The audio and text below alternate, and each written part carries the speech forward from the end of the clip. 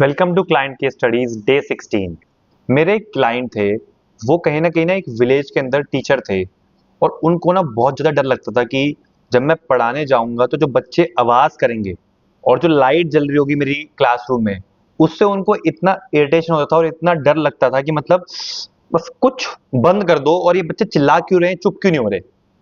और वो बहुत समय से टीचर थे, मतलब कम से कम 20 साल से वो टीचर थे। तो मैंने सेशन में ही समझा कि आपको पहले तो कभी इशू आता था नहीं, तो ये कब से इशू स्टार्ट हो गया। पहले समझा इशू क्या है, फिर डीप क्वेश्चनिंग के बाद जब मैंने इनका इशू पता लगाया तो ये निकला कि उन्होंने ना कहीं इस लाइट साउंड को बहुत नेगेटिव एसोसिएट कर लिया है जब से उनको ये नेगेटिव थिंकिंग स्टार्ट हुई है।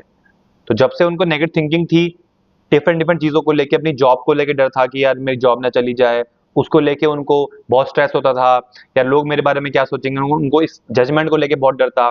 कहने के जब बच्चों के सामने जाते थे तो एक लाइट, एक नेगेटिव मीनिंग माइंड में एसोसिएट हो गया।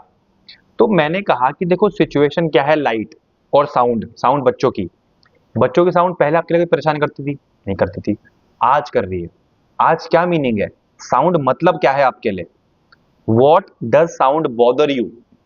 तो उन्होंने बताया कि साउंड मुझे परेशान करती है।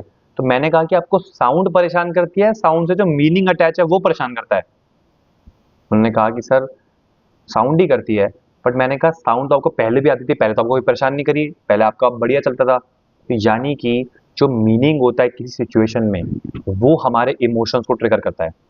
तो यानी कि यहाँ पे मैंने क्या किया, मैंने उनको एक नया मीनिंग दिलवाया कि बच्चे होते किस लिए हैं? शोर करने के लिए।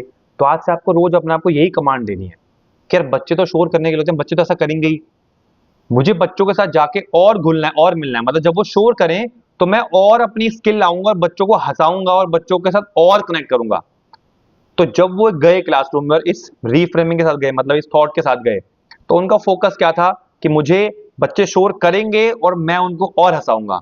तो वो इस तरह से माइंड को चेंज करते चले गए और लाइट को वो देखने लगे कि हाँ, लाइट तो एक नॉर्मल पार्ट है, लाइट तो आएगी ही क्लासरूम के अंदर, इसको एक्सेप्ट कर दिया और यहाँ पे करते चले गए। उनके लिए क्या हो गया, ये लाइट साउंड बिल्कुल एक नॉर्मल हो गए और उनको इससे परेशानी और इरिटेशन नहीं होने लगी। तो कई बार ना चीज़ों को मीनिंग चेंज करना होता है सेम सिचुएशन को, क्योंकि पहले वो परेशान नहीं करी तो आज कैसे कर रही है, आज ऐसा क्या अलग हो गया, वो सेम लाइट है, सेम इंसान है।